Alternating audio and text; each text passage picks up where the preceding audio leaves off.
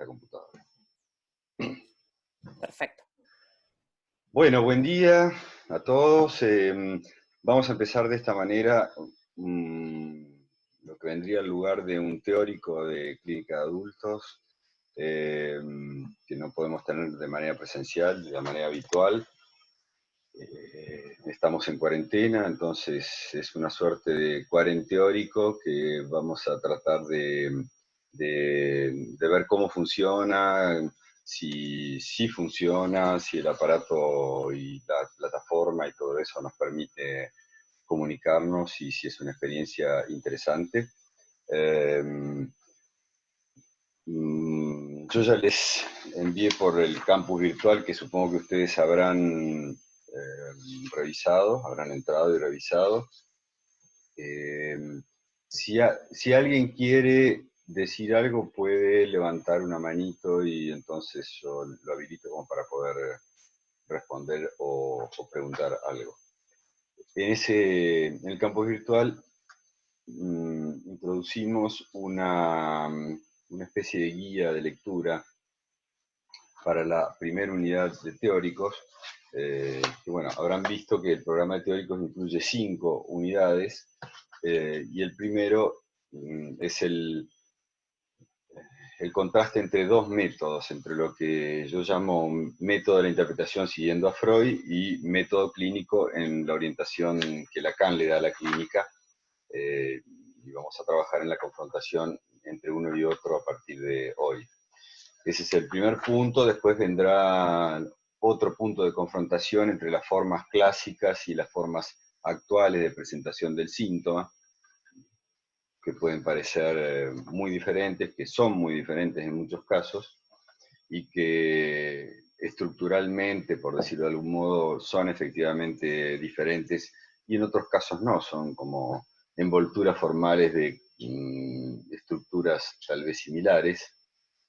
Y después vienen otros puntos. El tercer punto voy a explicar qué función tiene a partir del primero, limitaciones de la libertad asociativa, donde ubicamos a la repetición y la transferencia.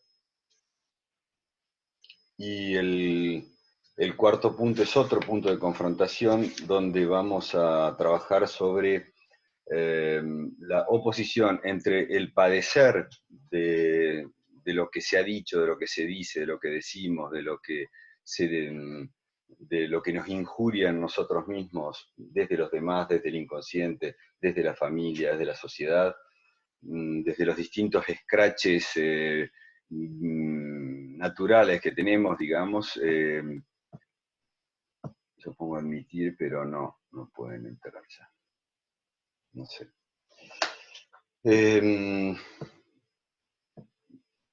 Entonces el punto cuarto, les decía, es una confrontación o un estudio del pasaje desde la pasión, lo que podríamos llamar el padecer, el padecimiento peculiar, personal, particular del ser hablante, que es el padecer del significante, de las demandas, de las injurias, de las exigencias del significante, el pasaje de eso a otra cosa que es otro uso del significante, que es el decir como acto, el decir como una posibilidad eminente y eventualmente también libertaria del ser hablante, que puede decir distintas cosas, incluso siempre tiene la oportunidad, como lo han destacado algunos autores como Sartre o como Lacan mismo, siempre tiene la posibilidad de decir que no.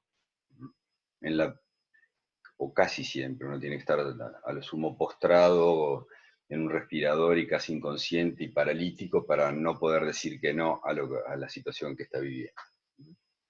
Entonces, el punto cuarto es de la pasión, del padecimiento del significante, al decir como acto propio del ser hablante.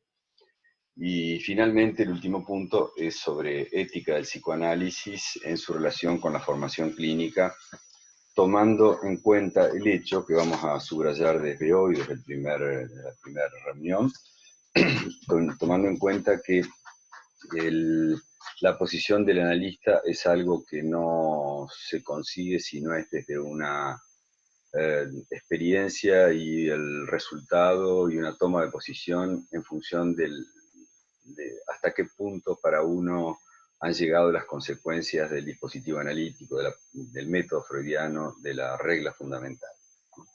Entonces, la formación en la clínica que nosotros pensamos es evidentemente diferente de la formación del psicólogo que se basa en la evidencia exterior, que puede tomar al paciente o al cliente, como lo llame, como objeto de estudio, eh, por vías que tengan que ver con el cognitivismo o conductismo o cualquier otra modalidad de aproximación exterior del paciente o del cliente. Eh, Mientras que nuestra clínica es una clínica donde en principio desde afuera no tenemos nada para decir, solo tenemos para aprender del testimonio de quien nos cuenta su padecimiento, y la realidad que cuenta para nosotros va a ser la realidad suya, eh, y tendría que haber alguien que admita y esto porque es un poco la realidad que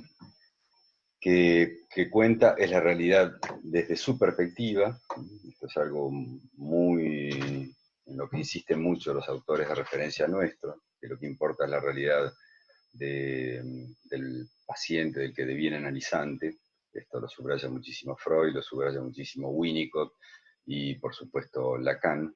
No hay otra realidad que importe, que interese, que la realidad psíquica, o como se le llame, religiosa, etcétera, del paciente, que después a lo mejor podrá criticar, cuestionar esa realidad, porque esa realidad, en tanto psíquica, en tanto realidad ficticia, psique y ficción son dos cosas muy próximas, muy parecidas, en tanto realidad armada, constituida, ficticia, es la realidad donde no se encuentra, donde no encuentra, donde el objeto no está.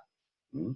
Esto lo explica Freud maravillosamente bien en su texto La negación, por ejemplo, ¿no? El principio de realidad quiere decir que allí en la realidad el objeto no está, está perdido. De manera que la realidad, particularmente de la neurosis, la realidad del hombre, de la mujer que busca pero no encuentra. O sea, todo lo contrario de la posición del hombre inspirado, del hombre de acción, etcétera, que como Picasso, y lo retoma Lacan y muchos otros, puede decir yo no busco, encuentro, ¿no? Picasso era alguien que tenía una posición distinta, evidentemente, a la de la neurosis. Él trabajaba no sé cuántas, 18 horas por día, y decía, si la inspiración llega, si el deseo del otro llega, que me encuentre trabajando. Y le llegaba porque es fácil la inspiración cuando uno está abierto a encontrar, es fácil que la cosa funcione. Que la cosa funcione, pero por fuera de la ficción, justamente, ¿no? Por fuera de la realidad ficticia que tenemos. Bien, voy a partir ahora de esta oposición que les planteaba inicialmente, entonces, entre el método, en el punto 1, está el método de la interpretación y el método clínico. El método de la interpretación es el método que Freud explica en el capítulo 2 de la interpretación de los sueños, que es un libro, tal vez el libro más importante, o uno de los libros más importantes que se han escrito en el siglo XX, incluso reconocido por autores que no son del psicoanálisis, que son epistemólogos, que son científicos y que le han dado a eso una trascendencia muy grande, como el propio Popper, que escribió un capítulo de su segundo volumen de la interpretación, perdón, de la lógica de la investigación, basándose en la interpretación de los sueños, para mostrar que eso no es exactamente ciencia, que es un poquito pseudociencia. Pero bueno, en todo caso es un texto, el de Freud, que tiene una estructura impresionantemente bien articulada, es una es una tesis que, que tiene una pregunta de investigación: ¿cuál es el sentido de los sueños? ¿O qué se puede decir del sentido de los sueños? Que ha explorado toda la bibliografía que encontró respecto de la interpretación de los sueños, de qué se puede decir del sentido de los sueños, y se encontró con que nada de la literatura científica dicen absolutamente nada o se ha ocupado del sentido de los sueños. De manera que es una pregunta en cierto sentido nueva, pero en otro sentido no. No es nueva porque quienes se han ocupado del sentido de los sueños han sido los antiguos. En la antigüedad la interpretación de los sueños era algo mucho más habitual que en la época de Freud, de la Viena imperial. Y también quienes se ocupan de la interpretación de los sueños son las versiones de los sueños, por ejemplo, los libros que otorgan una significación a cada uno de los símbolos que pueden aparecer en el sueño, ¿no?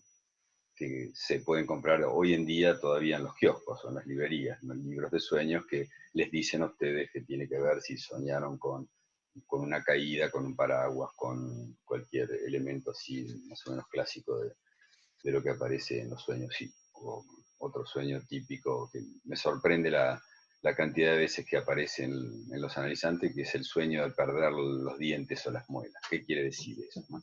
Está en los libros de los sueños.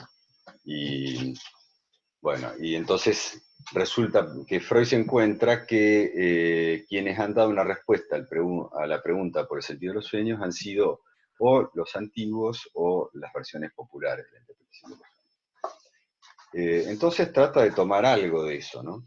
Van a ver que hay una argumentación en el capítulo 2. El 1 es una recorrida de 100 páginas del estado de la cuestión. El capítulo 1, ¿no? El estado del arte. Y el capítulo 2 se llama El método de interpretación de los sueños, y dice que, bueno, que clásicamente se pueden discernir dos tipos. Uno que sobre todo se encuentra en el mundo de los profanos, que es la interpretación simbólica, y da el ejemplo bien conocido del sueño del faraón, de las 7 vacas gordas, primero 7 vacas gordas y luego 7 vacas flacas, que se las comerían. Y entonces José, un héroe bíblico, interpreta esto como una profecía, ¿no? Que a 7 años de hambruna en Egipto consumirían todos los excedentes dejados por los 7 años anteriores de buenas cosechas. Y esto, dice Freud, es una interpretación simbólica en masa, ¿no? Toma todo el sueño en su conjunto y lo interpreta no elemento por elemento, sino así como un todo.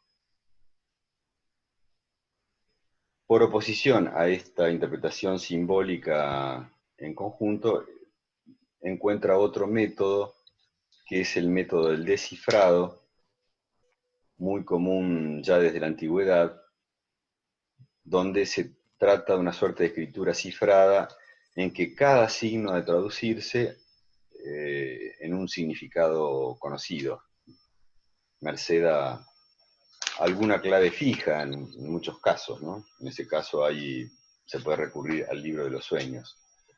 Pero sin embargo, Freud encuentra ejemplos de la antigüedad donde no era que había un libro de los sueños, sino que se trabajaba directamente sobre lo que puede ser el significante, lo que puede ser el juego sobre el significante.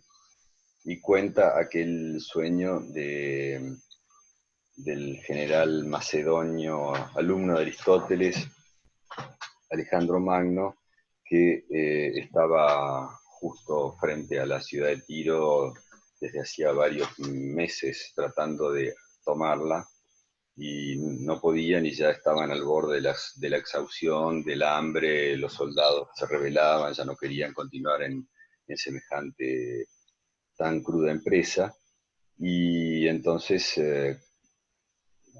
antes de desistir, Alejandro Magno consulta con un intérprete de los sueños, un oniro crítico, y, y este le pregunta si había soñado algo, y entonces Alejandro le dice que había soñado con un sátiro que bailaba sobre la ceniza,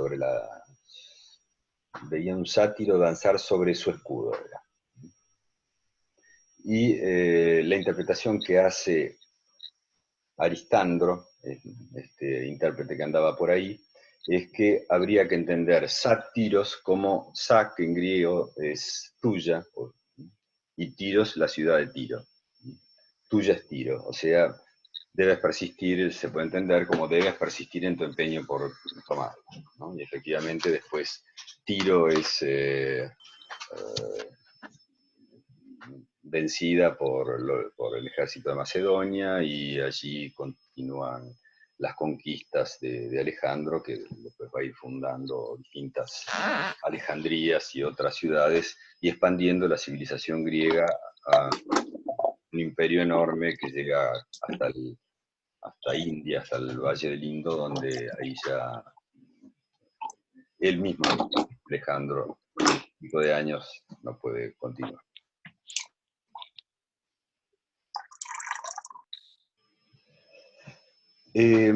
Bueno,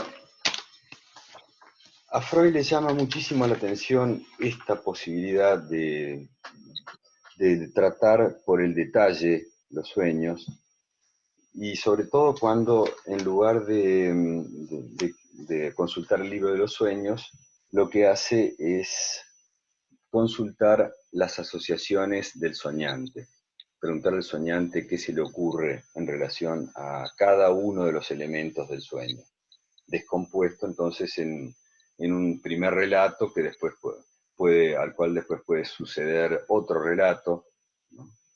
Y a veces pasa en los análisis que un mismo sueño, el analista puede pedirle que lo relate una, dos, tres veces, más para ver las diferentes versiones, ¿no? Para ver los diferentes elementos que aparecen, que se olvidan, que se habían olvidado antes y ahora reaparecen, ¿no? Que son como los retoños de lo reprimido, según Freud, que son lo más valioso del relato de los sueños, o que apenas se acuerda, eso apenas se recuerda, eso que se olvida, etcétera, ¿no?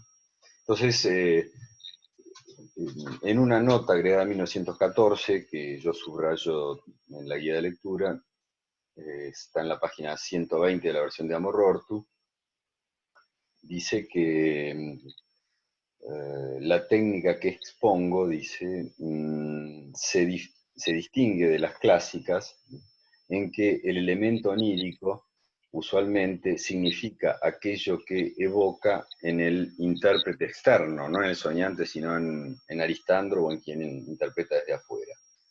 Mientras que la técnica que propone Freud se opone a la de los antiguos en este punto esencial, a saber que delega, que defiere al propio soñante el trabajo de interpretación. El intérprete es el mismo soñante. Por supuesto que puede haber ayuditas que da el analista, ¿no? A él también se le ocurre algo y lo dice, y eso dispara nuevas asociaciones del lado del analizante, pero en definitiva el intérprete último en un análisis es el soñante, es el padeciente, es el paciente, es el analizante, como le llamemos. Vamos a ver cómo le llamamos y por qué. Bueno, después la cosa continúa con un sueño que toma Freud del único analizante que conocía en ese momento, que era él mismo, porque todavía no existían los psicoanalistas, ¿no? De manera que el único analizante que había era él, y como analistas no había ninguno, lo que tuvo que hacer fue consultar o escribirse con un científico, entre comillas, de Berlín. Freud vivía en Viena, en el medio había, no sé, que transportar las cartas que se escribían, que se contestaban con más o menos asiduidad, con más o menos frecuencia, Y este personaje de Berlín, del que han oído hablar más de una vez seguramente, Wilhelm Freud, Fliess, miren el fallido, una especie de padre analítico de Freud, porque el tipo tenía una libertad que a Freud le resultó interesante, una libertad interpretativa, por el hecho de que deliraba, de que tenía teorías delirantes y no se atenía al sentido común, sino que decía realmente cosas muy disparatadas.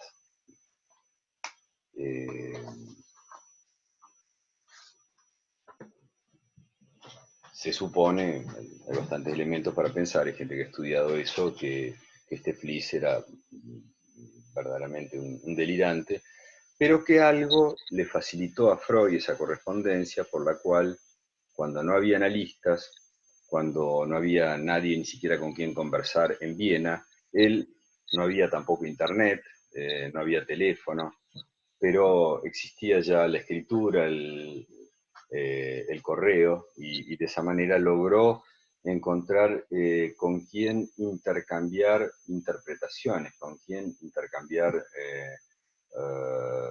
asociaciones en esa búsqueda por el sentido de una formación del inconsciente, que no es la primera en la que se interesa Freud, ¿no? Porque Freud ya se había interesado en otras cosas que vienen del inconsciente, ya se había interesado particularmente en los síntomas de la histeria, se había interesado en los síntomas de la histeria, sobre todo incitado por Charcot, un brillante, eminente psiquiatra francés,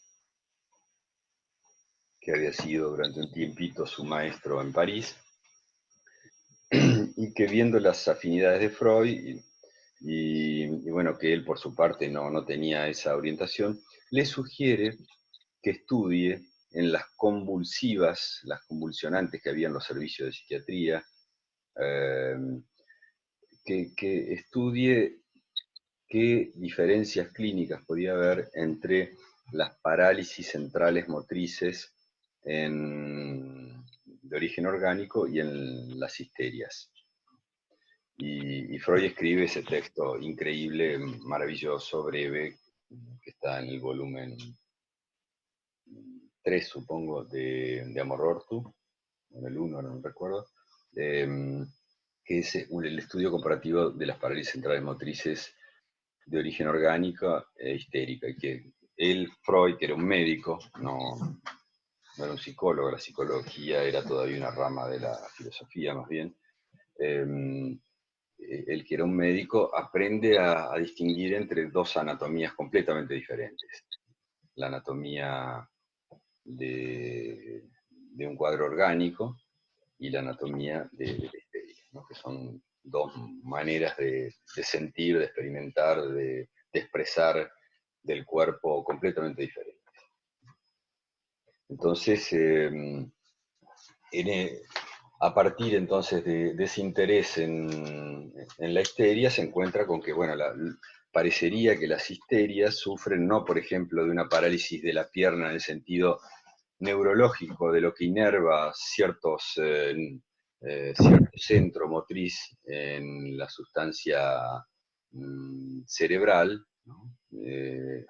O algo que está interrumpido y hace que la parálisis, por ejemplo, tome una parte de la pierna y llegue hasta arriba de la cadera, ¿no?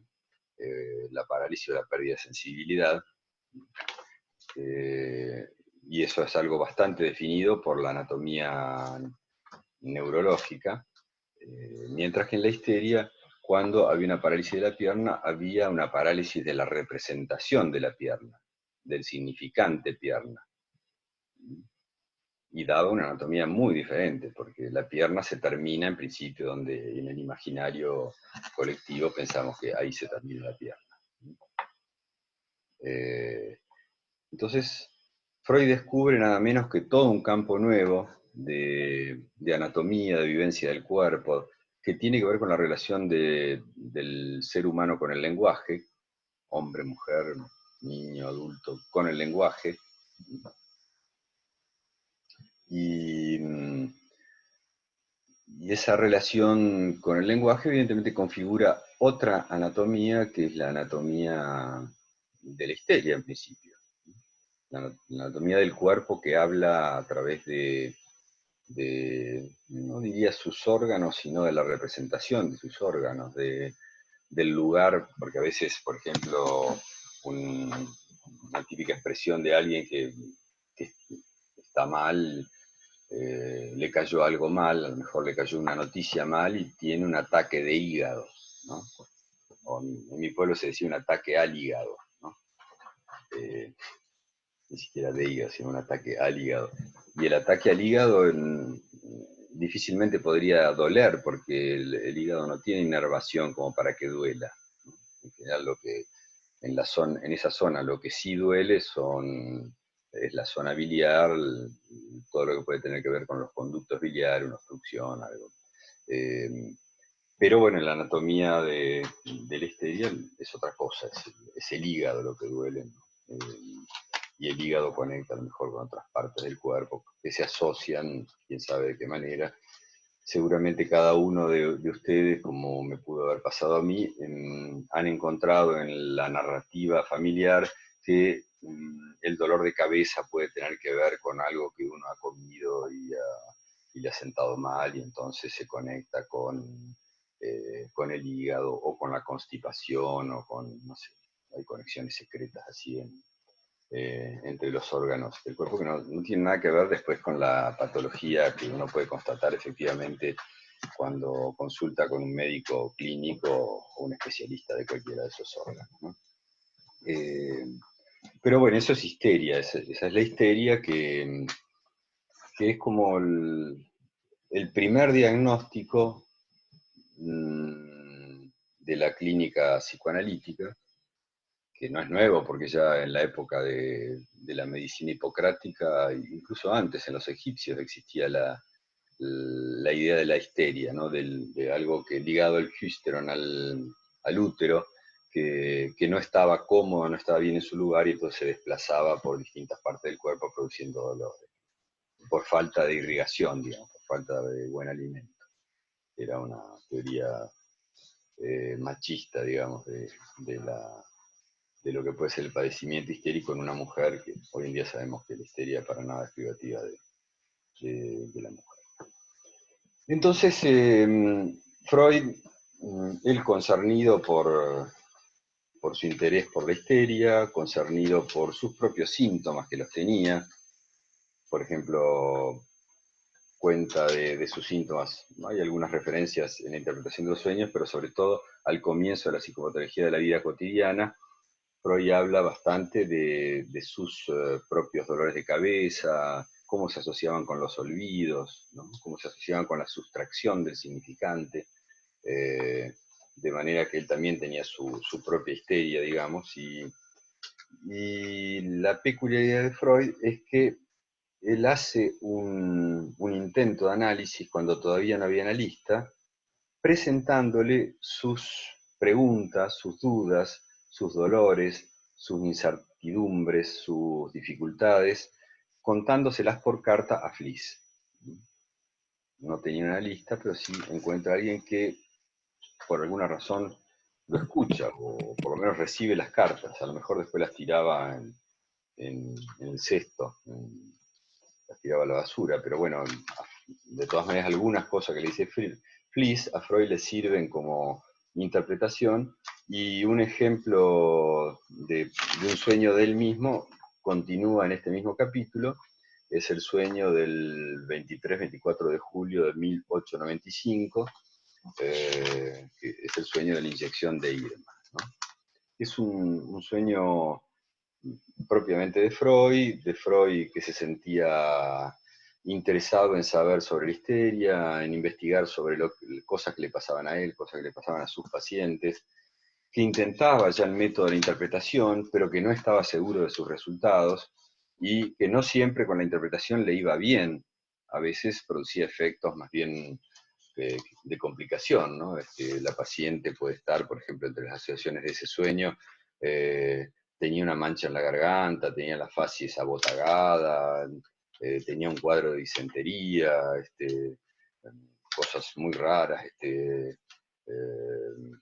entonces ustedes van a leer ese sueño que yo ahora no voy a poder comentar en detalle, y finalmente de lo que se trata es de la jeringa sucia, que sería la jeringa de la interpretación, que no fue una buena medicina, y que, bueno, Freud de alguna manera trata de quitarse la culpa de encima y decir, bueno, la culpa es del médico, o un compañero Otto, o del doctor M, o de algún otro doctor que ha dicho o hecho algo indebido, ¿no? De alguna manera es un intento de Freud de desculpabilizarse, de redimirse de una situación en la que él se sentía muy mal porque estaba practicando un método peligroso, como que es el título de la película de Cronenberg, un método peligroso que todavía no se sabía qué consecuencias iba a tener, pero que al mismo tiempo habría un continente, un vasto universo, mundo, no sé, de luz sobre el ser hablante, ¿no? De una luz que hasta ese momento solamente a lo mejor habían entrevisto algunos poetas como, como Shakespeare o como el Yavista, quien sea que haya escrito el Antiguo Testamento, eh, eh, que ya de alguna manera habían pescado que el sujeto puede tener una conexión con las palabras y con el inconsciente muy, muy peculiar, muy personal, y que solamente por interpretación se podría llegar a escucharlo. Entonces, tenemos el método freudiano de la interpretación, donde voy ahora al punto...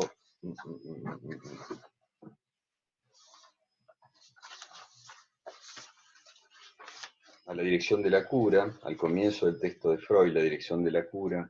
Acá está.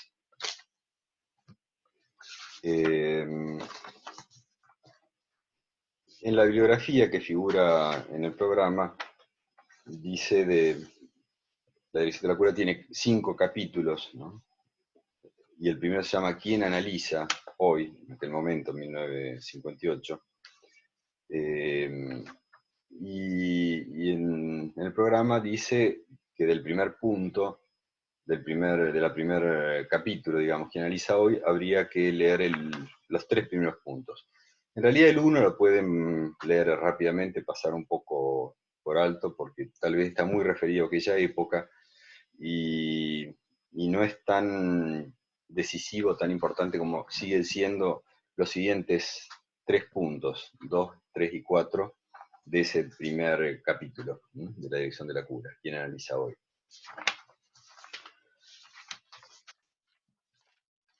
Y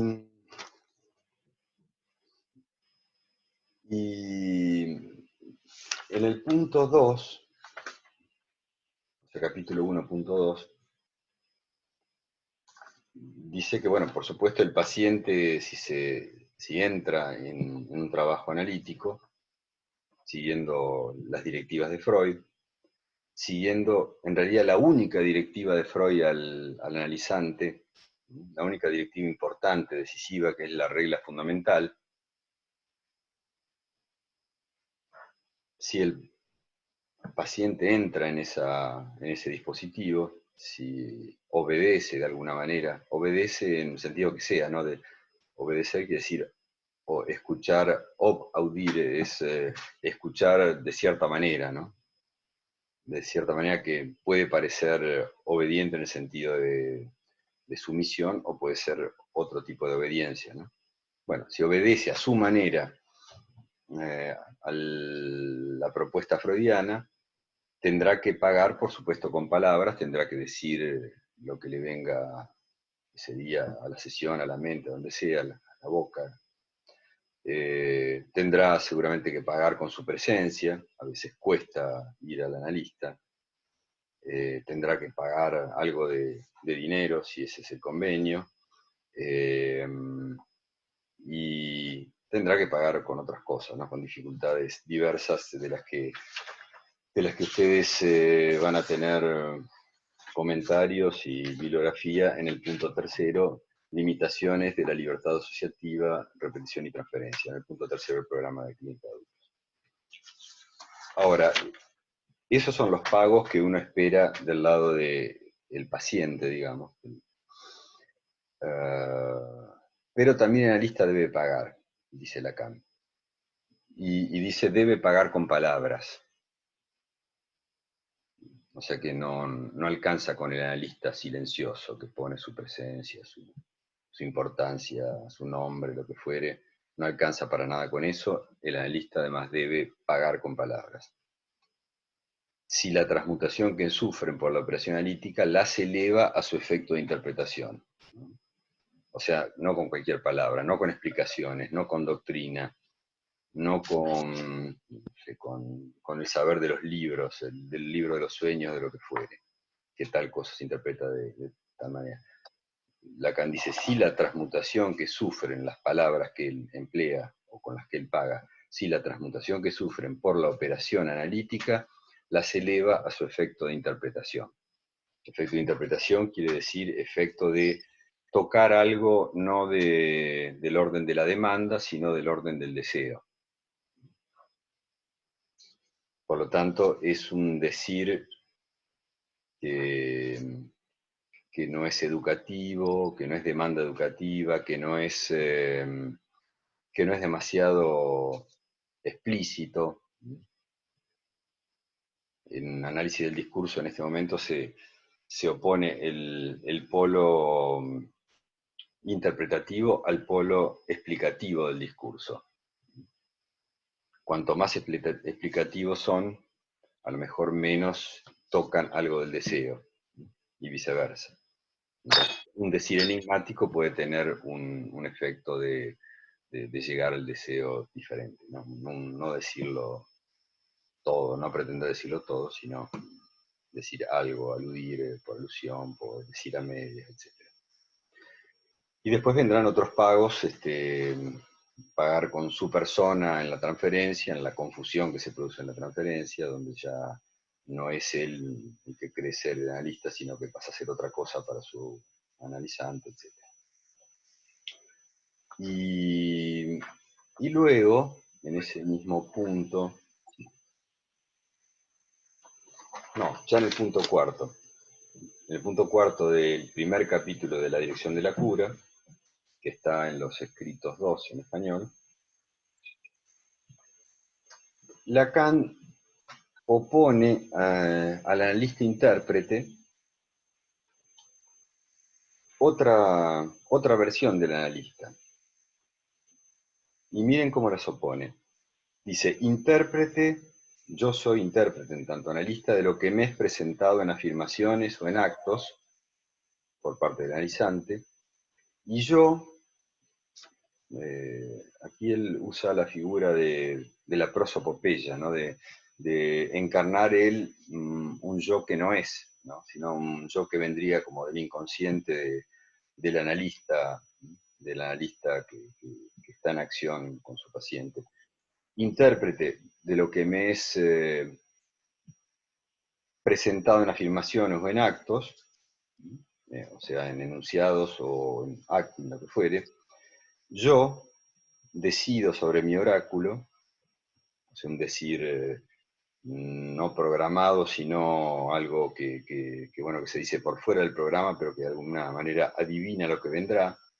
Yo decido sobre mi oráculo y lo articulo a mi capricho. La interpretación puede ser caprichosa. Único amo en mi barco después de Dios. Lacan juega con la figura de Dios en este texto varias veces, ¿no? La figura del sujeto supuesto saber. Único amo en mi barco después de Dios, y por supuesto, lejos de poder medir con todo el efecto, de poder medir todo el efecto de mis palabras, ¿no? Porque realmente el analista muchas veces no tiene ni idea del efecto que van a tener sus palabras. En general, uno no se estresa tanto porque lo que uno dice no tiene ningún efecto, ¿no? Como analista, pero, hay que decirlo, pero a veces algo que uno no... ¿qué texto de Lacan, alguien pregunta, estoy citando a La Dirección de la Cura y los Principios de su Poder, que es un texto que está en los escritos 2, de 1958, la primera redacción, y estoy comentando ahora los puntos del primer capítulo, los puntos 2 a 4. Ahora estoy en el punto 4. Lejos de poder medir todo el efecto de mis palabras, pero de esto precisamente convertido y tratando de remediarlo, o sea, nunca sabemos cuál es el efecto de nuestras palabras. A veces decimos cosas que, ¿por qué lo dije? ¿No? Y que son determinantes, a veces son irreversibles, no hay marcha atrás, ¿no? Uno le dijo algo a alguien y eso produjo una formación en el vínculo para siempre, definitiva, ¿no? O produce un efecto de transformación en nosotros. Eh, entonces, dice, lejos de poder medir todo el efecto de mis palabras, pero de esto precisamente convertido y tratando de remediarlo, dicho de otra manera, libre, escuchen esto, libre siempre del momento y del número, tanto como de la elección de mis intervenciones, hasta el punto de que parece que la regla haya sido ordenada toda ella para no estorbar en mi quehacer de ejecutante, a lo cual es correlativo el aspecto de material, de materialidad con la cual trabajar, bajo la cual mi acción toma aquí lo que ella misma ha producido. O sea que lo que trae el analizante puede ser material con el cual el analista fabrica lo que quiere, ¿no? Esta sería una versión extrema de la eficacia del intérprete, que no sabe lo que hace, pero puede ser eficaz. Y eso pasa, y pasa mucho, ¿no? Pasa mucho eh, que el análisis es algo, un dispositivo, incluso para gente que no ha estudiado mucho, que no se ha analizado mucho, es un dispositivo que puede ser tremendamente eficaz en la vida de quien se compromete de quien se compromete en esa empresa. Tremendamente eficaz, pero también un método peligroso. Retomo el título entonces de Cronenberg.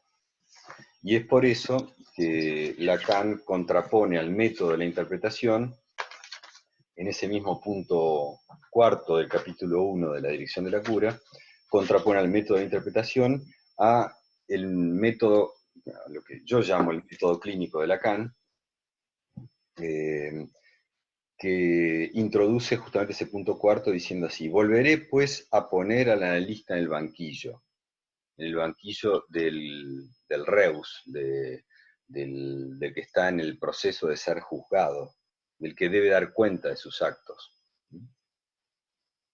Y allí ya no es tan libre, ya no es libre, ahí debe dar cuenta de lo que hizo en sus momentos de libertad. Volveré pues a poner al analista en el banquillo, dice, en la medida en que lo estoy yo ya mismo, para observar que está tanto menos seguro de su acción, cuanto que en ella está más interesado en su ser. Bien, no voy a comentar ahora esta cuestión relativa al ser, porque es bien complicada y me parece que para Lacan todavía es demasiado complicada en 1958, y va a decir cosas más precisas unos años después, unos 9 años después, en la época de la proposición del 9 de octubre, que es un...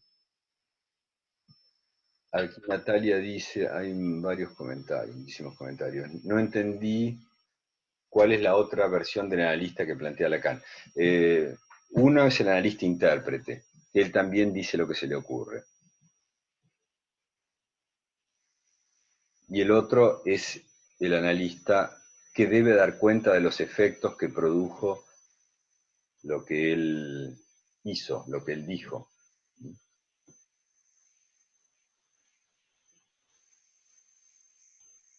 Estoy mirando un poquito los chats si hay alguno que... Alguien me pide que bloquee los micrófonos de todos. No sé si hay micrófonos que no están bloqueados. Apaguen los micrófonos, silencio. Se escucha todo, chicas, cierren micro, dice Paula. No, más que nada ese tipo de cosas. Eh, sí, sobre todo pedido que cierren los micrófonos. La dirección de la cura. Esto también está explicado en la primera parte de la guía de lectura, dice Melanie para todos. Es exacto. Esta segunda versión del analista se lo llama el clínico. Sí, la clínica psicoanalítica consiste, vamos entonces ahora a pasar a, no al método, pasamos del método de interpretación al método clínico. ¿Dónde introduce la idea de la clínica psicoanalítica? Lacan, en un texto de 1977, me parece que yo puse mal por ahí, si puse 75, es del 5 de enero del 77, o sea, ya el Lacan de últimas, ¿no? Vieron que se habla mucho del último Lacan, para dar prueba de cierta erudición, muchas veces sin conocer el Lacan anterior, ¿no? Entonces es un poco dementizante. Pero bueno, este Lacan de últimas, que ya prácticamente no escribe, ¿no? El último escrito certero de Lacan es del 76, y Lacan muere 5 años después, es el prefacio del 76. Sin embargo, aquí hay un texto escrito por él en el 77, escrito por él o no sé si lo escribió él o lo retocó Jacques Alain Miller, que es quien establece sus textos, también este, eh, donde justamente es un texto de apertura a algo que me parece que lo empujaron un poco a hacer a Lacan. Él no tenía una vocación por estar en los claustros universitarios, más bien le gustaba ir una vez por semana a dar esas clases magistrales que daba, que formaban parte de una investigación que siempre se iba renovando. Pero bueno, un poco empujado por los jóvenes de la École Normale Supérieure, donde estaba Milner, Miller, Colette Soler y tantos otros. Althusser es quien lo invita eh, a ir a esa escuela que es algo así como de un nivel superior de la universidad, las Hautes Écoles, en las altas escuelas en Francia, tiene un nivel un poquitito superior a las universidades, incluso a la Sorbonne, etc. Y bueno, lo empujan a armar una sección clínica del departamento de psicoanálisis. Y entonces la pregunta que se plantea es, ¿qué es la clínica psicoanalítica? Y entonces él dice, tiene una base, es lo que se dice en un análisis, ¿no? Esa es la base, no es la clínica. Eso es el material, si quieren. Material que viene de la misma raíz que madre, materno, materialidad, materia. Es eso que después habrá que darle forma, ¿no? La lengua materna, decimos, es eso sobre lo cual después habrá que hacer ciertos cortes para poder discernir palabras, oposiciones significantes, valores, prohibiciones, permisos, etcétera, ¿no? Y donde la función del tercero aquí cuenta, sea el padre o quien sea que viene a ser de tercero allí, ¿no? ¿Qué es la clínica psicoanalítica? Tiene una base, es lo que se dice en un psicoanálisis. Además, es lo que se dice en posición acostada, ¿no? Es un decir vano a lo mejor, y Lacan juega con dir van, decir vano, y diván, ¿no? Es lo que se dice acostado. No se habla ni se piensa de la misma manera acostado que frente a frente, ¿no?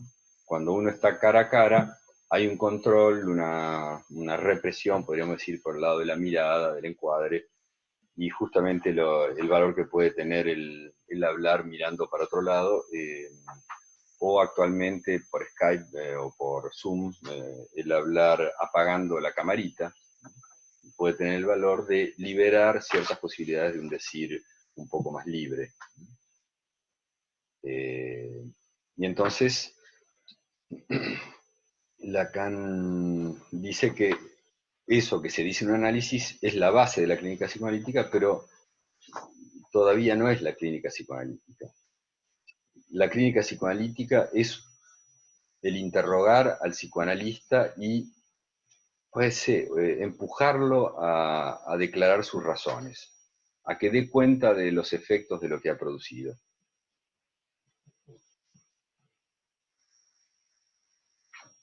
O sea que la clínica más bien está en un movimiento de regreso, de retorno, de lectura, de revisión de lo que se ha hecho.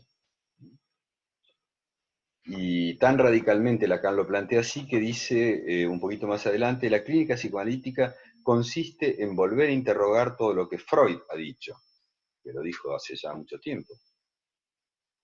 Es así como yo lo entiendo, y de hecho se dedicó toda su vida a interrogar todo lo que Freud había dicho. Él tenía la idea de que lo que se descubre, y lo dice en ese último texto del 76, el prefacio que está en los otros escritos al final, en ese prefacio del 76, él dice, creo que es ahí que lo dice, lo que se descubre es de una sola vez. Luego, lo que se descubre es de una sola vez, y luego la tarea que queda es de lo que se abrió, del campo que se abrió, del campo enorme que se abrió, lo que queda es hacer el inventario.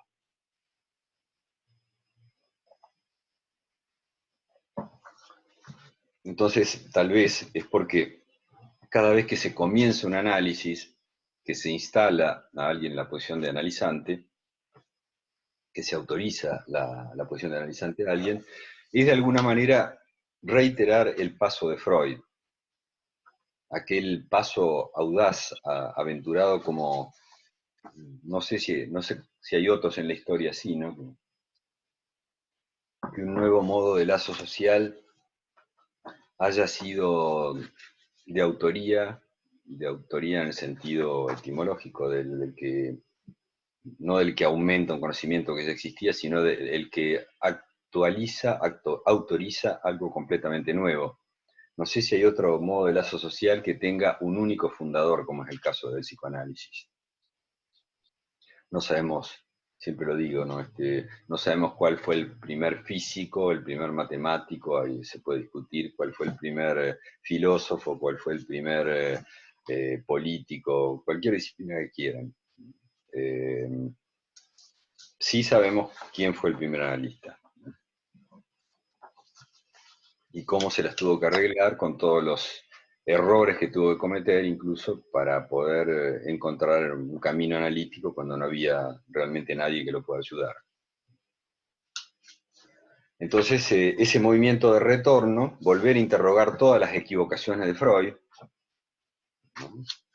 Es como el movimiento que conviene hacer siempre en determinado tipo de disciplina de lazo social como la nuestra, la que tiene que ver con la clínica psicoanalítica, eh, que es no nos podemos olvidar de dónde venimos, de dónde proceden, cómo comenzaron las cosas, cómo se produjeron. La clínica psicoanalítica pasa por interrogar eso. Y todavía alguna versión más. La clínica psicoanalítica debe consistir no solamente en interrogar el análisis, qué pasó en el análisis, sino en interrogar a los analistas, a ellos, a cada uno, a fin de que den cuenta de lo que su práctica tiene de, el término que usan en francés es intraducible, hasardeux, se podría traducir literalmente como azaroso, pero es también aventurado, audaz, incluso arriesgado, peligroso. Entonces la clínica psicoanalítica debe consistir no solamente en interrogar al análisis, sino interrogar a los analistas a fin de que den cuenta de lo que su práctica tiene de aventurada, de arriesgada, y que justifica que Freud haya existido. Semejante práctica tendría que volver a justificar que Freud haya existido. O sea, alguien que abre el inconsciente y que le permite hablar. Que genera una revolución sutil, a lo mejor no tan notoria como otras, en la relación de la gente con la sexualidad, con el deseo, con la neurosis, Bueno, y entre el método interpretativo y el método clínico, bueno, todavía un comentario más del método clínico porque hay una definición en 3 pasos que no voy a poder desarrollar hoy mucho, pero lo podemos retomar luego, que es una especie de texto que Lacan entrega en el anuncio a la creación de la sección clínica unos meses antes. Es una definición o una aproximación de lo que es la clínica psicoanalítica en 3 pasos.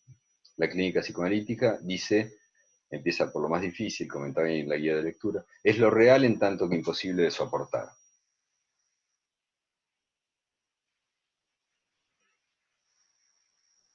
O sea, un real no ajeno, no lejano, sino el real pático, patético, padecido, que a veces nos pasa, que algo se nos vuelve inmodificable, un real como la pared que no podemos atravesar o como algo que nos atraviesa y que no podemos solucionar y que nos resulta imposible de soportar.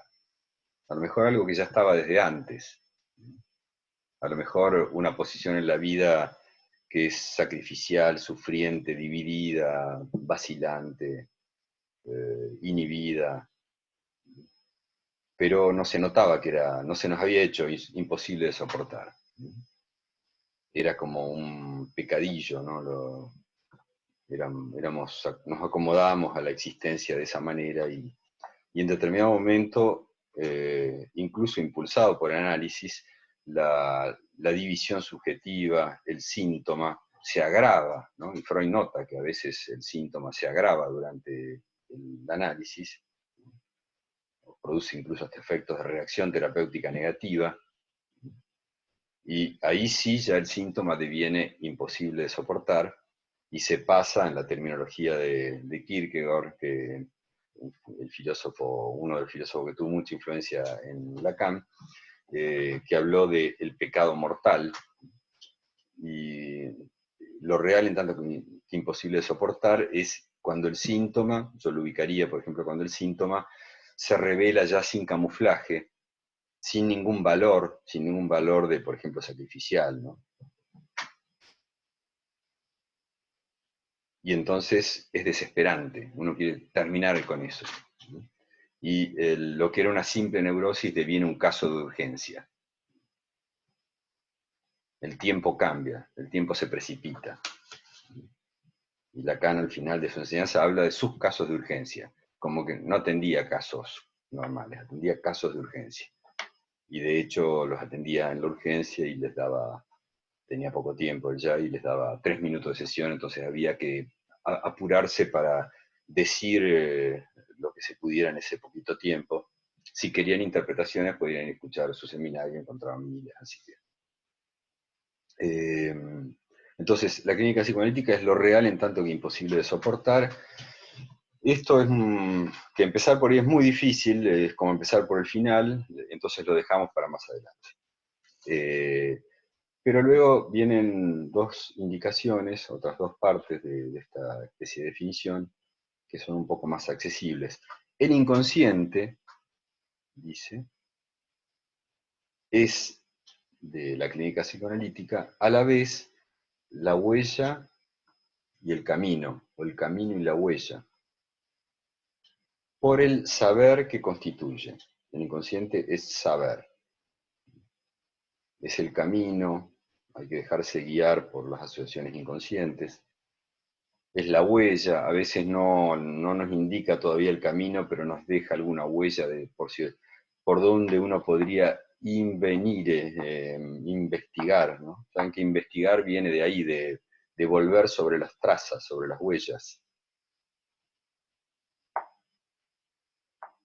La repetición tiene profundamente que ver con eso, ¿no? Con el método analítico y con la parte clínica, no solo en interpretación, sino también con la parte clínica del método analítico, ¿no? Es buscar esas huellas que se repiten y que están en el cuerpo de cada uno, ¿no?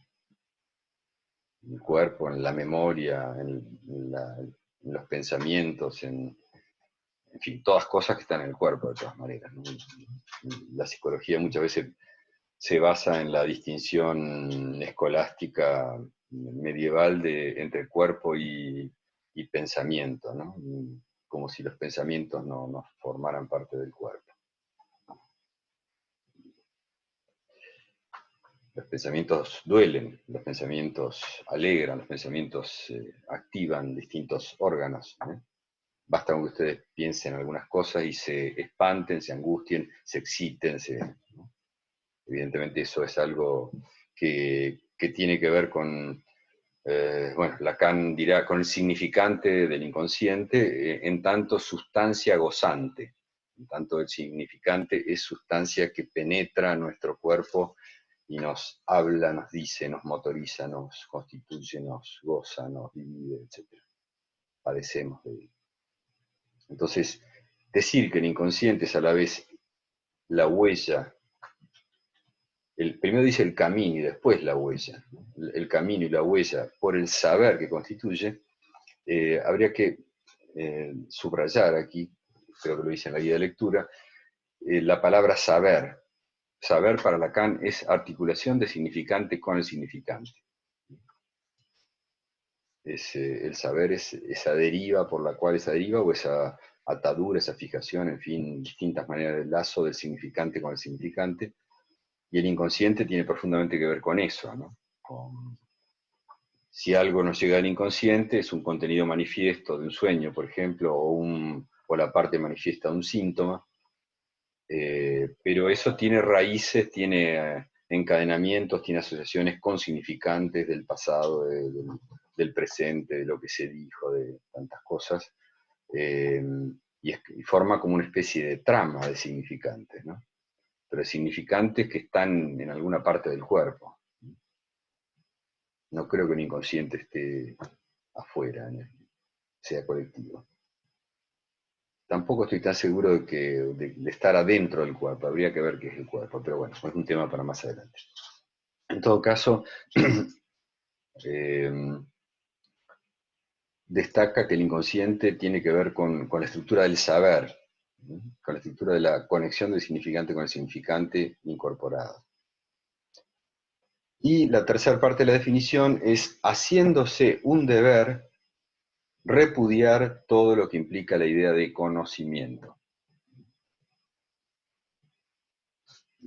Y en la guía de lectura recuerdo haber destacado eso,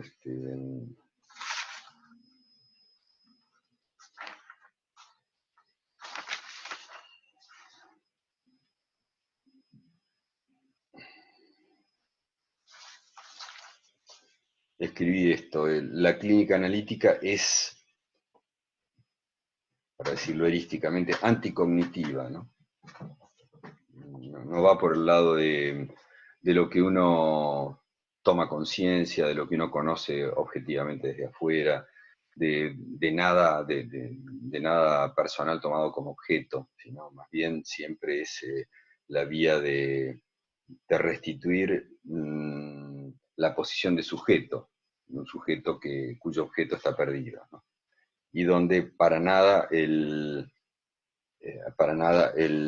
analista opera desde un lugar de sujeto que conoce, por ejemplo, o que da a conocer a su paciente las cosas objetivamente.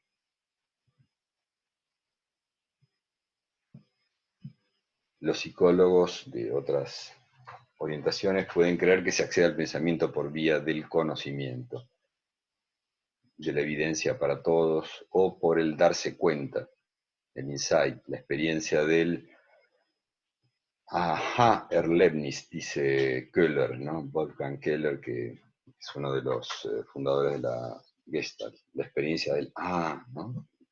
El darse cuenta. Lacan sitúa ese conocimiento o comprensión en la experiencia más imaginaria. El darse cuenta puede tener alguna utilidad para las terapias lo más breve posibles, para las que el psicólogo con todo derecho busca insertarse en el mercado de la medicina prepaga y de sus tratamientos económicos en todo sentido. Una terapia focalizada con objetivos predeterminados es todo lo contrario de la orientación libertaria, aunque más penosa, en que se basa el psicoanálisis y su clínica.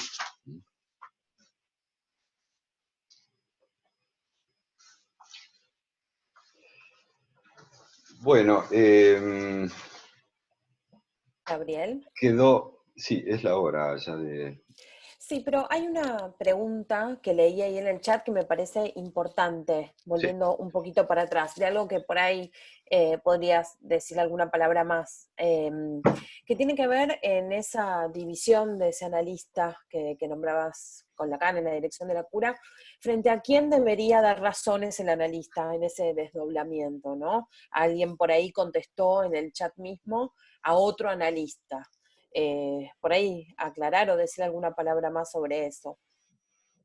Claro, ¿qué sería, a quién habría que darle cuenta, a quién debería dar cuenta el analista? Razones de su acto, dijiste vos, ¿no? Bueno, ¿frente a quién? Y algún otro, a otro, no al mismo, ¿no? Eh, no hay autoclínica tal vez, ¿no? En una época eh, estaba muy próximo, vecino de consultorio, con alguien que, siendo todavía muy joven, atendía 18 pacientes por día, ¿no? Entre 18 y 20, de lunes a jueves, creo, viernes, viernes un poco menos. Y a mí me impactaba porque el tipo atendía, no es que los atendía 10 minutos o 20, atendía 45 minutos, 50, y venía uno, otro, y siempre había uno en la sala de espera. Eh, el tipo era un analista solitario, no, nunca hablaba con nadie. Y si le preguntabas algo de algún paciente, te daba una clase impresionante, pero desde su perspectiva, que no confrontaba con nadie, ¿no? O si confrontaba, en todo caso, era para desautorizar al otro, ¿no? O sea, no era alguien que se pusiera en la posición de estar en el banquillo, ¿no? De permitirse dudar que alguna interpretación haya sido eficaz, o de permitirse sorprenderse de que la peor de las intervenciones que uno creyó hacer, esa resultó eficaz en algún sentido, que luego habrá que precisar. Entonces, un dispositivo para la clínica sería, bueno, algún dispositivo donde haya algún otro ante el cual tratar de dar cuenta de lo que pasó y de lo que no pasó. Eh, Freud ya inventó uno que es el control, o la supervisión, como lo decimos en Argentina. Eh,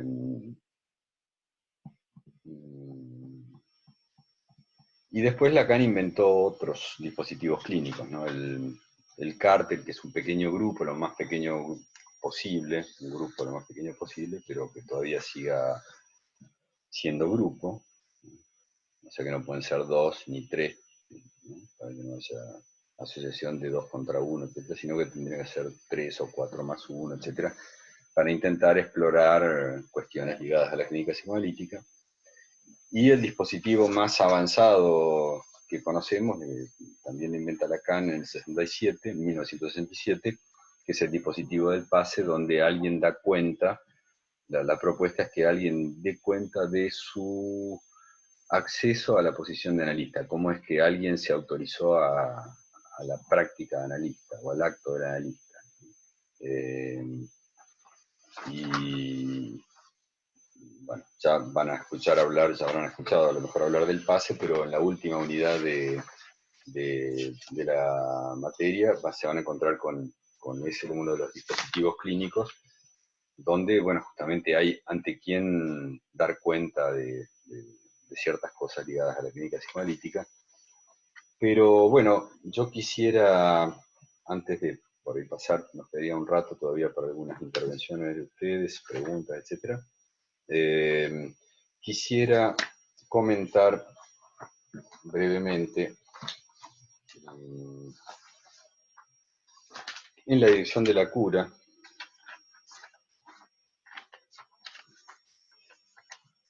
el punto del primer capítulo siempre, ¿no? El punto 2, el comentario que hace Lacan, la introducción que hace Lacan de la regla fundamental, de que la que no he hablado, pero podemos dedicarle el jueves que viene algún comentario. Incluso hay varios textos sobre este tema, por ejemplo, El placer y la regla fundamental de André Albert, que está en la bibliografía complementaria, que no es obligación que la lean, pero mal no les va a venir, porque ahí van a encontrar una especie de compendio de todas las distintas formulaciones que encontró este alumno de Lacan, André Albert, en Freud, ¿no? Como que es una regla que se puede versionar de distintas maneras, que se puede enunciar de muy distintas maneras. Y las consecuencias que el propio Freud y Lacan encontraron de esas versiones. Y André Albert también saca sus consecuencias.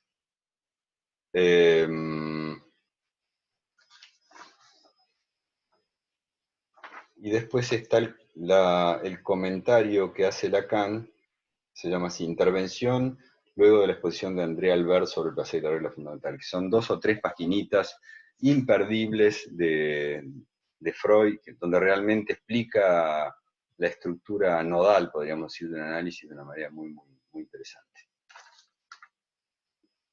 Bien, y en este punto 2, entonces, del primer capítulo de la dirección de la cura, y con esto termino, Lacan dice, bueno, ¿quién dirige la cura? El psicoanalista, sin duda, dirige la cura, pero habría que ver cómo entender eso, ¿no? No es una dirección de conciencia, no es una educación analítica. Lacan era muy, muy anti-Anna Freud, ¿no? No pensaba que el psicoanálisis tuviera nada que ver con una educación. Era al contrario, una deseducación en cierto sentido, ¿no? Bueno, no es ninguna de las cosas que menciona por aquí, ¿no? Dirección de conciencia o algo por el estilo, sino que es otra cosa. Y en primer lugar, la dirección de la cura consiste en hacer aplicar por el sujeto que consulta la regla analítica, o sea, las directivas cuya presencia no podría desconocerse en el principio de lo que se llama la situación analítica, con el pretexto de que el sujeto las aplicaría en el mejor de los casos sin pensar en ello. O sea que no hace falta enunciar la regla fundamental porque alguien que viene a consultar al analista ya sabe que debe decir lo que se le ocurre. Lacan dice, no se puede saltear ese paso, ¿no? Un poco dogmáticamente lo dice así. ¿Y por qué? Lo comenta de este modo. Estas directivas que debe dar el analista entonces, en el momento, tal vez entre las entrevistas preliminares y el comienzo propio del análisis, estas directivas están en una comunicación inicial planteadas por el analista bajo la forma de consignas, bajo las cuales, por poco que el analista las comente, ¿no? Vean esta posición de relectura, ¿no? De lectura, por poco que el analista comente sus propias consignas, puede sostenerse que hasta en las inflexiones de su enunciado, en la manera, las modalizaciones, las vacilaciones de su enunciado, servirán de vehículo a la doctrina, al modo que él explicaría la doctrina, que sobre ellas, sobre las inflexiones de ese enunciado, el vehículo de la doctrina, que sobre ellas se ha hecho el analista, y este es el punto clave, en el punto de consecuencia a que han llegado para él. ¿Hasta qué punto de consecuencia esas directivas han llegado para él mismo? ¿Hasta dónde avanzó él en su análisis, en su decir libre?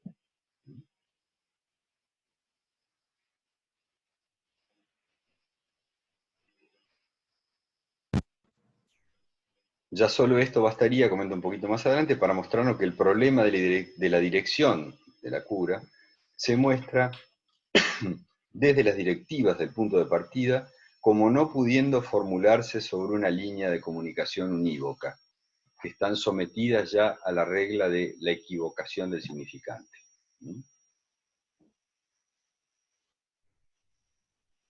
El significante que es en cierto sentido en cierto sentido equivale al inconsciente, ¿no? Porque cuando Lacan tiene que traducir inconsciente, Unbewusst del alemán, como a él no le gustaba la idea de que el inconsciente es lo no consciente, es como una cosa muy, muy fácil de refutar, no lo podemos hacer ahora, que hay partes del inconsciente que a lo mejor son conscientes, solo que uno es consciente de eso mientras al mismo tiempo reprime otra parte, ¿no? Lacan habla de la sinceridad del obsesivo, por ejemplo, ¿no? Que siempre te cuenta con detalle una parte de la cosa, pero a condición de ocultar radicalmente la otra. Y con la estructura del relato, desarmar los lazos propiamente inconscientes y armar otra cosa que es como un escudo de presentación que al mismo tiempo desconecta. Entonces, el inconsciente, a Lacan no le gusta traducirlo como inconsciente, inconscient sería en francés, sino que lo traduce como, lo translitera como unbewusst, escrito en alemán, lo pueden encontrar en Amor-Ortu, como se escribe eso, unbewusst, lo no sabido, lo no consciente. En lugar de traducirlo, lo translitera, usando prácticamente los mismos fonemas, parecidos por lo menos, lo translitera los sonidos al francés y lo escribe un bévu, que es un bévu es vista, ¿no? Y bévu un error de perspectiva, ¿no? Es un equívoco sería, ¿no? El inconsciente es un equívoco. El inconsciente es la equivocación, es el significante en tanto parecería que sirve para decir algo, para comunicar, y en realidad es siempre algo equívoco, algo que informa mal, algo que informa lateralmente, algo que nunca dice las cosas con precisión, algo que nunca se reduce a una demanda precisa, ¿no? Y que a veces en las parejas, por ejemplo, de amigos, lleva a quejas tales como, pero ¿me podés decir qué querés precisamente?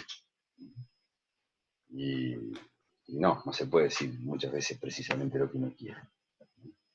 Se lo dice lateralmente, se lo dice con un gesto, con una parte, con un decir a medias, por alusión.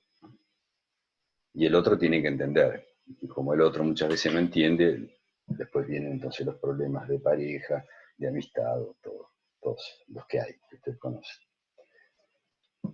Bien, entonces la regla fundamental es verdaderamente eso, ¿no? La regla de la equivocación, que hay que ponerla en juego desde el comienzo, y la próxima vez vamos a comenzar por ahí comentando una paginita de los escritos 1 de Lacan, que el subtítulo es Revolución del método freudiano, donde comenta la regla fundamental descomponiéndola en dos subreglas, digamos, y que es muy interesante, muy preciso.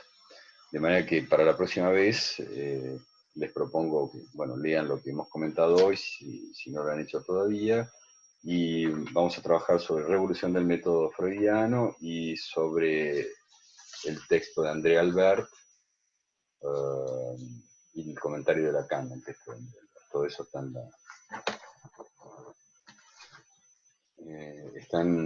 está digitalizado allí en el campus, ¿no?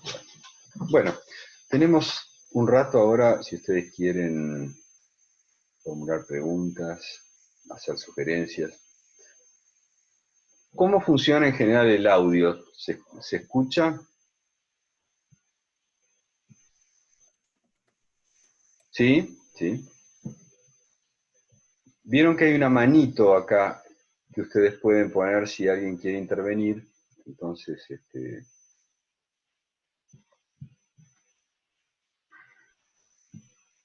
¿Dónde está la manito?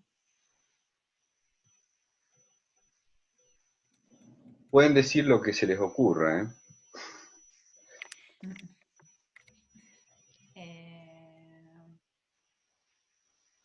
Pero tienen que avisar para que yo pueda. Se pueden conectar todos los micrófonos de uno. Silvana, ¿no? Estaba probando la manito nada más. Ah, funciona, funciona.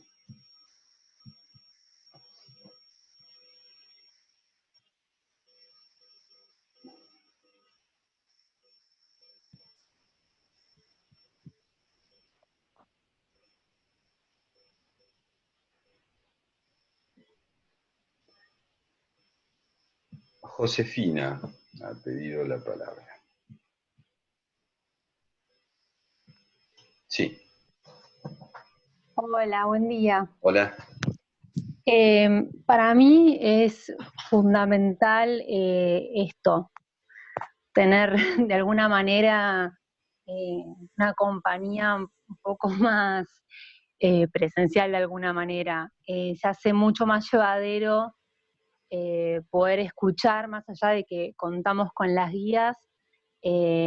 Para mí se hace mucho más llevadero esto, tener de alguna manera esta compañía para la lectura, siendo que son tantos textos y que por ahí esta modalidad es tan distinta y de alguna manera desconocida, se hace un poco más familiar de esta manera. Para mí se hace mucho más llevadero.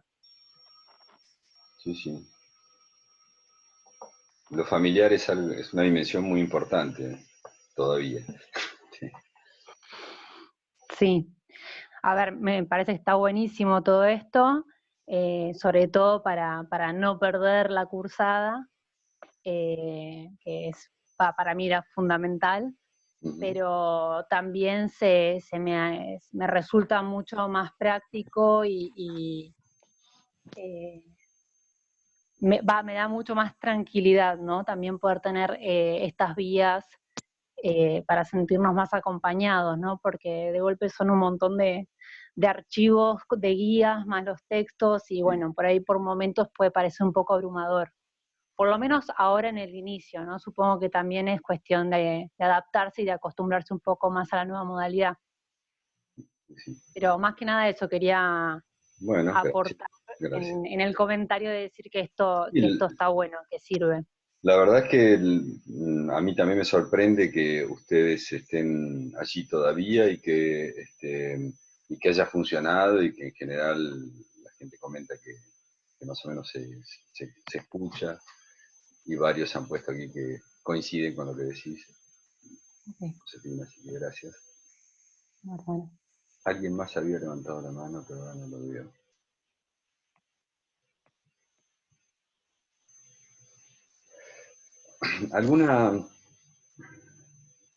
¿Alguna objeción, alguna dificultad?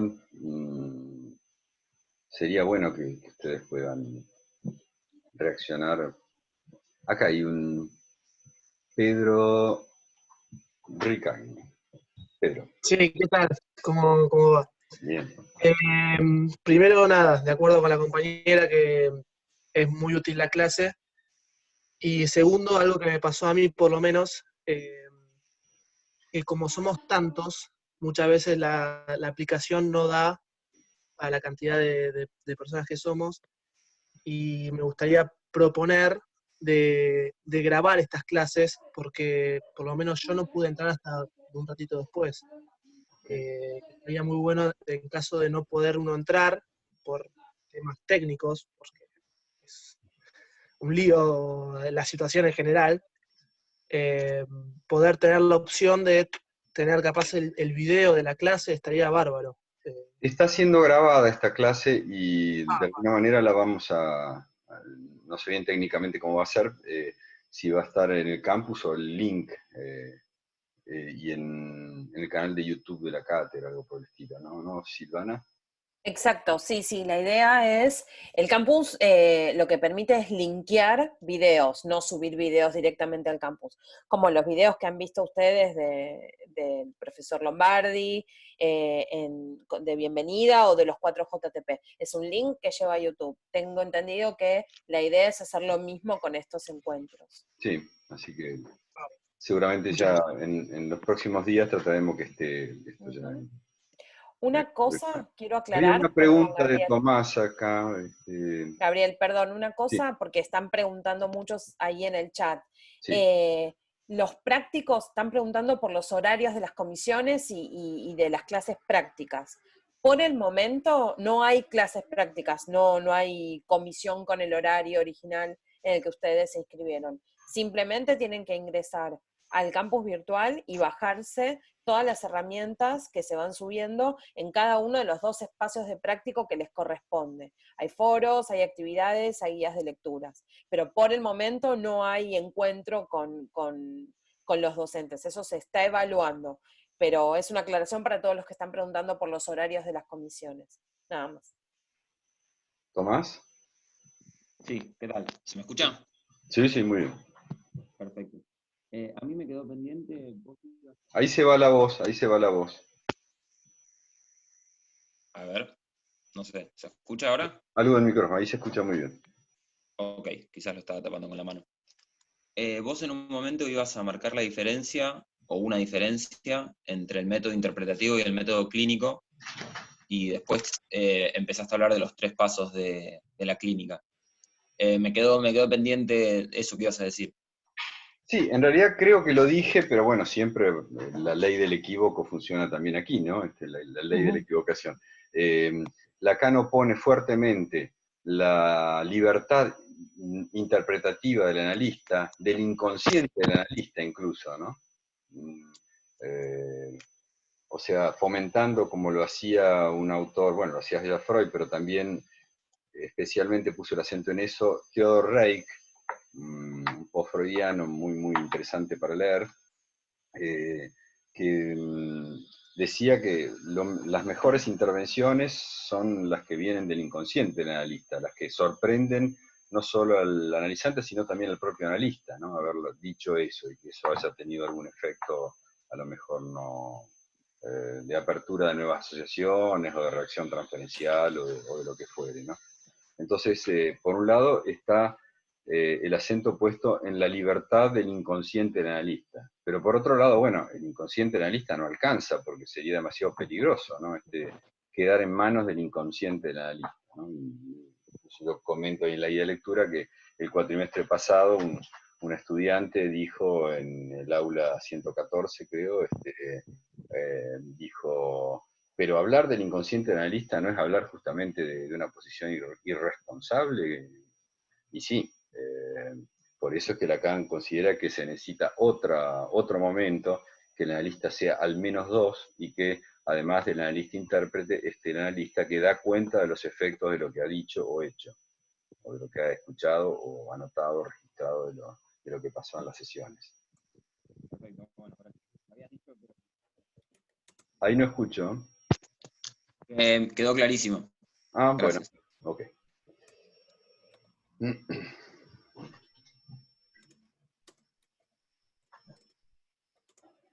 ¿Otra vez?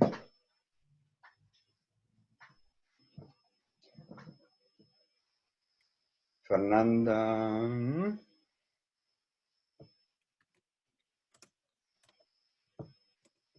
Acá hay una mano levantada, pero no, es la de Tomás.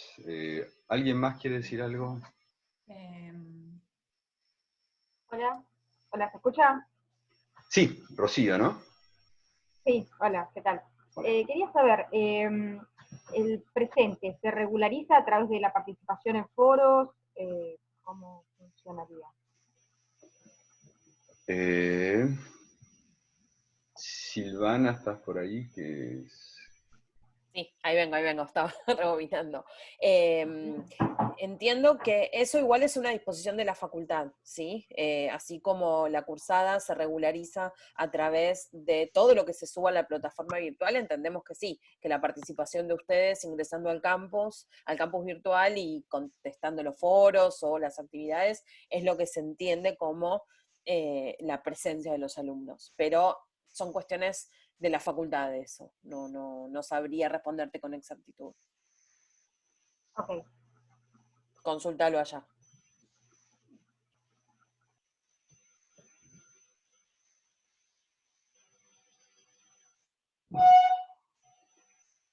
Están preguntando cómo se aprueba la materia. Estamos en un plan de contingencia. La idea de la facultad, como todos sabrán, es que a partir del 1 de junio, en el caso de que esto sea posible, volvamos a las aulas. En todo caso, se están diseñando modos de evaluación para las materias que se empiezan a dictar de manera virtual. Lo que sí va a ser presencial, y es lo que dice nuestro rector todo el tiempo en cada comunicado, es el examen final, que en el caso de esta materia es obligatorio. Yo lo que les recomendaría en este momento es que por ahí lo aprovechemos al profesor para hacerle preguntas teóricas acerca de la clase de recién, y que todas las preguntas del tipo administrativo las envíen al Facebook de la cátedra. Eso es lo que mejor funciona para que nosotros les vayamos contestando de a uno las dudas y podamos solucionar los problemas administrativos. ¿Sí? La idea es que todos puedan cursar y que todos puedan hacer los cambios de comisiones que quieran. Aprovechemos este espacio mejor por ahí para la clase, si les parece bien. Bueno, Carolina, Lucía, acá tengo la mano de Lucía levantada. ¿Puede ser que sea yo, Lucila? A ver, me cambia la configuración de... Ah. Adelante, Lucila. Entonces. No, Lucila, a mí me queda... ¿no? Sí, sí. A mí me queda la duda esto del inconsciente del analista. Ayer cuando veía la guía de lectura no terminaba de entenderlo. ¿A qué se refiere? Porque, nada, también leía esto de la intervención del año pasado de esta alumna y... O sea, no entiendo en qué momento se pone en juego. Hay un texto de Freud que yo hoy no llegué a comentar, pero vamos a retomarlo entonces la vez próxima, que es Consejos al médico. Bueno, es lo que había en aquel momento, al analista sería ahora, en cuanto al tratamiento analítico, que tiene una pregunta fundamental, el texto de 2, 4, unas pocas páginas, 8 páginas, tiene una pregunta fundamental que es: ¿cuál es el equivalente, si es que hay un equivalente del lado del analista, de la regla fundamental para el analizante, para el que está en análisis, ¿no? Yo todavía no he introducido la noción de analizante, que la quisiera hacer con cierto detalle. Entonces, cuando se pregunta eso, yo les propuse ahí en la guía de lectura que ustedes vean las distintas respuestas que intenta Freud a esa pregunta. Y finalmente llega a una, todas las reglas que se pueden poner del lado del analista, reglas técnicas, por ejemplo, pretenden crear el correspondiente para el médico de la regla analítica fundamental instituida para el analizado. Y bueno, más bien lo que Freud llega a la conclusión que llega es que no hay una regla, que habría que permitirle al analista no intervenir desde el yo, porque intervenir desde el yo es reprimir, es educar, es otro discurso que no es el analítico. Y entonces no habría que ponerse en la propia censura en juego, no habría que seleccionar por prejuicios o por afinidad personal. Y entonces llega esta fórmula, bastante paradójica, y vos lo notás, Lucila, ¿no? Debe volver hacia el inconsciente emisor del enfermo, su propio inconsciente como órgano receptor, acomodarse al analizado como el auricular del teléfono se acomoda al micrófono. Su inconsciente podría funcionar entonces como instrumento de análisis, ¿no? Como un instrumento, ¿no? Uno no puede confiar en el instrumento el resultado final, ni si la cosa funciona o no, pero es el mejor instrumento que tenemos. Dejar que lo que se nos dice nos afecte y escuchar sin comprender rápidamente, tratando de ver qué reacción de nuestro lado lo que el otro nos dice nos produce, ¿no? En fin, esto es una especie de resumen de algo que van a encontrar un poco más desarrollado en este texto muy notable de Freud, ¿no? Consejos al médico sobre el tratamiento psicoanalítico, y que después los psicoanalistas y Lacan en particular van a desarrollar, van a desplegar en distintas maneras, distintos seminarios, hasta pasando por la dirección de la cura y llegando hasta el seminario del acto psicoanalítico, la proposición del 9 de octubre sobre el pase, donde se trata de sacarle a esto todo el jugo que se pueda, ¿no?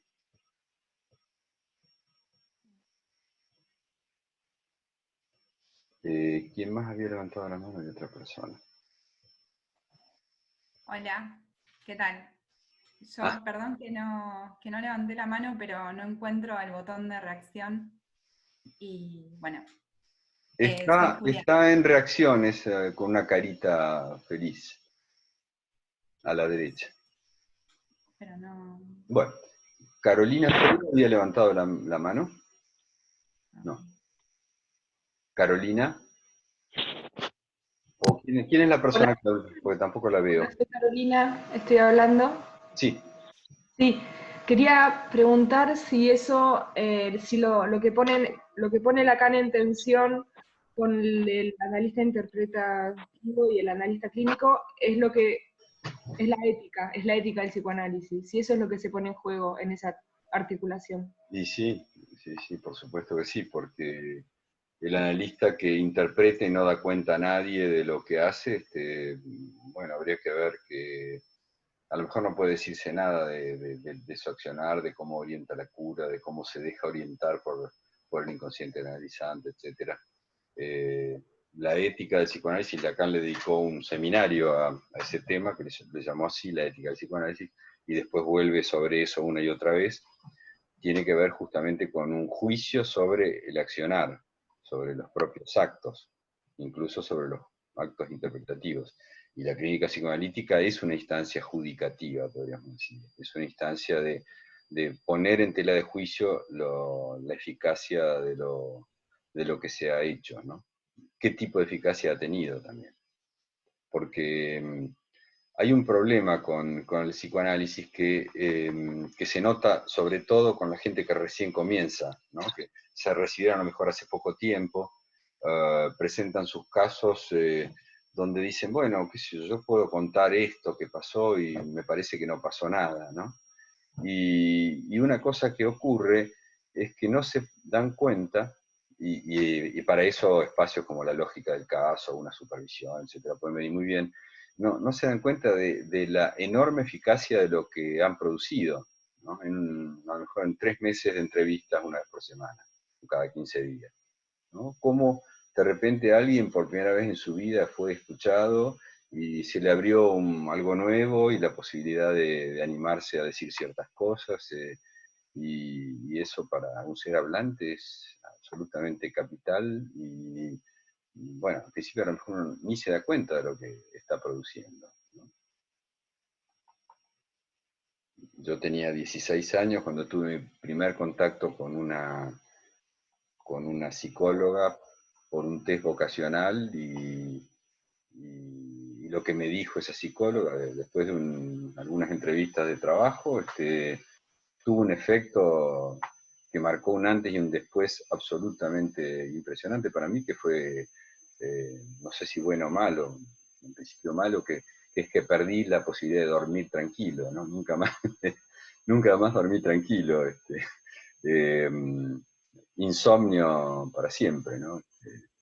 Lo cual tiene sus desventajas, por supuesto, y también sus ventajas. Me da más tiempo para leer, para escribir, para otras cosas. Juliana tenía una pregunta, pero no está encontrando la manito, entonces yo le dije que abra el micrófono y que pregunte. Sí,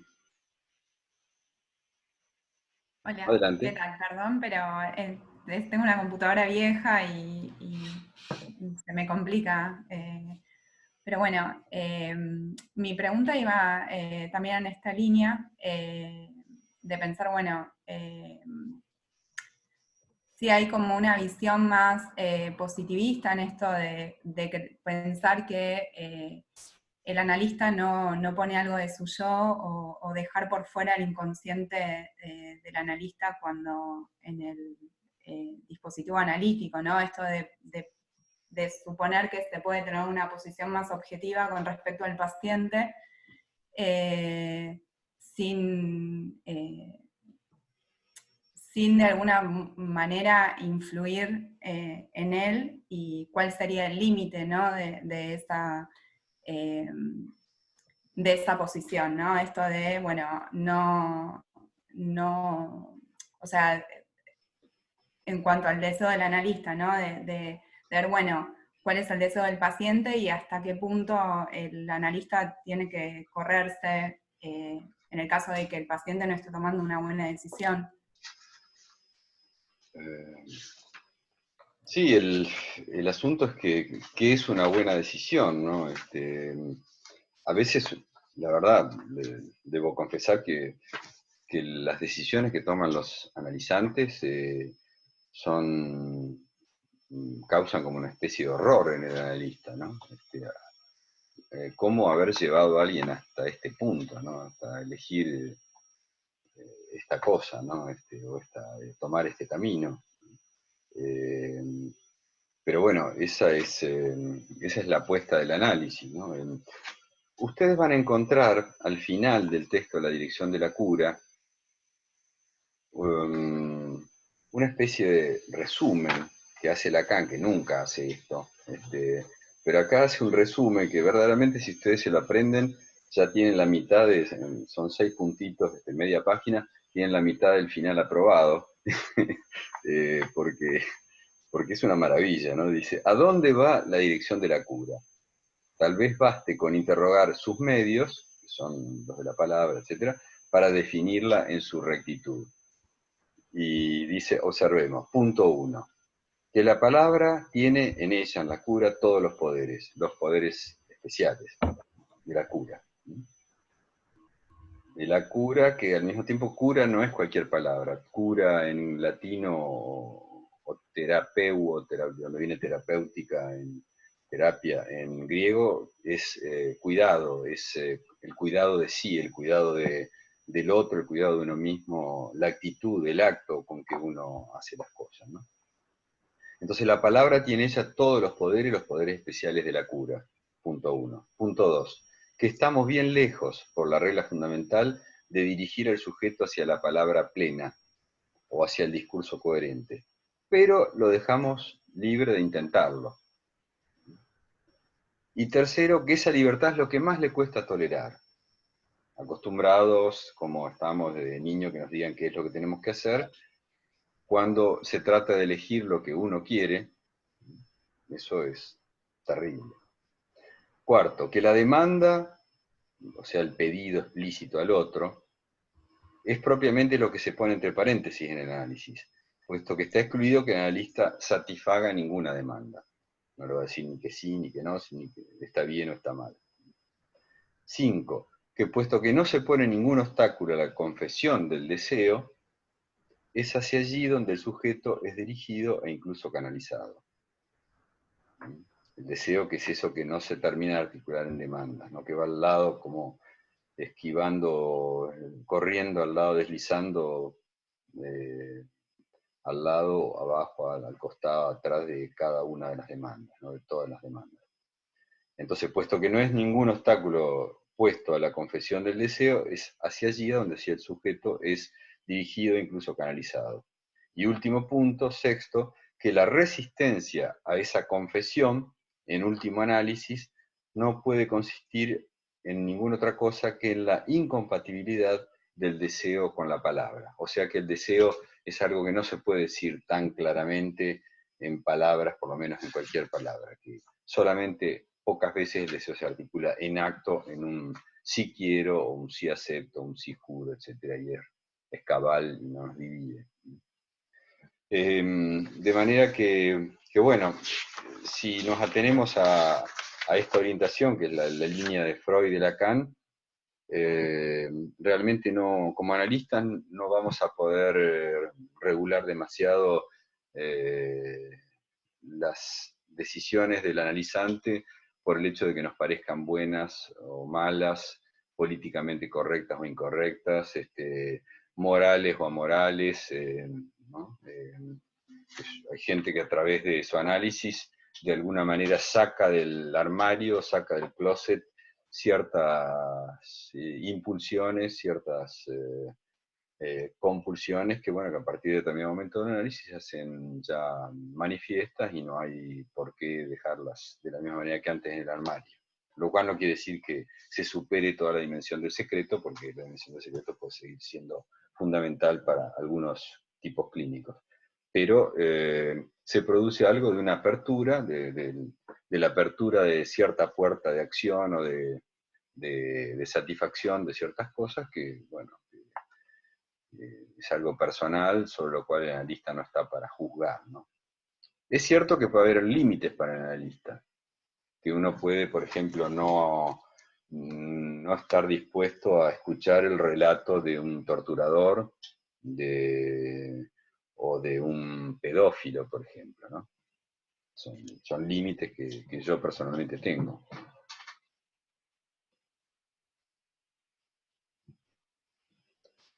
Lacan también tenía lo suyo, decía, por ejemplo, que no hay que analizar a los canallas. ¿Por qué? Porque los dejas sin recursos, los transformas en idiotas. Y tampoco hay que analizar a los idiotas, decía. ¿Por qué? Porque los transformas en canallas. Había como un vaso comunicante para Lacan entre la canallería y la bêtise, la tontería, la estupidez.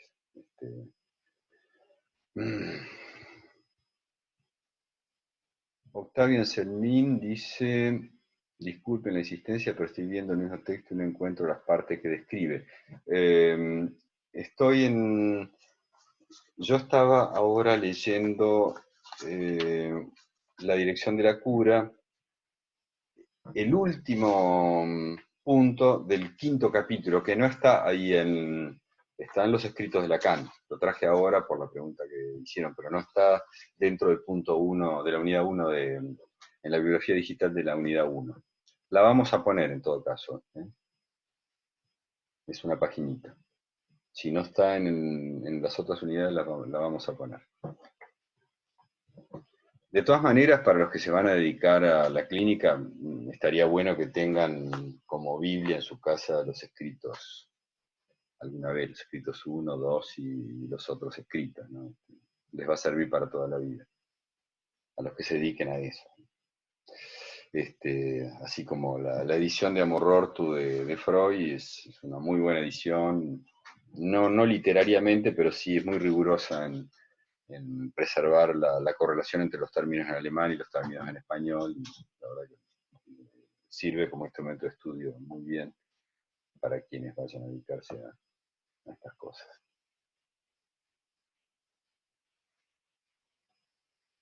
Está como bibliografía en alguno de otros espacios, hospitales o lectura de casos, dice Brian Román. Gracias. Bueno, si les parece, dejamos aquí.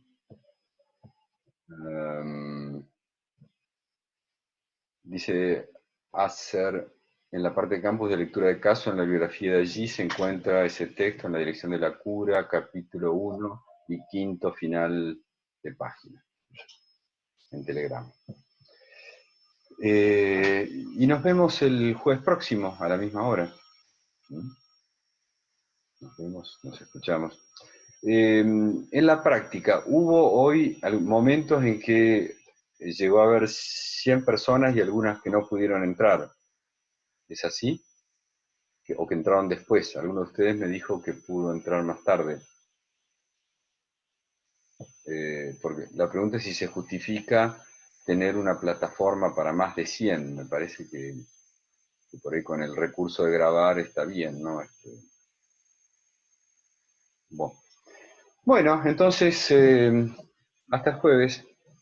Y les deseo una buena semana, lo más tranquila posible en este momento de cuarentena tan feo. Adiós.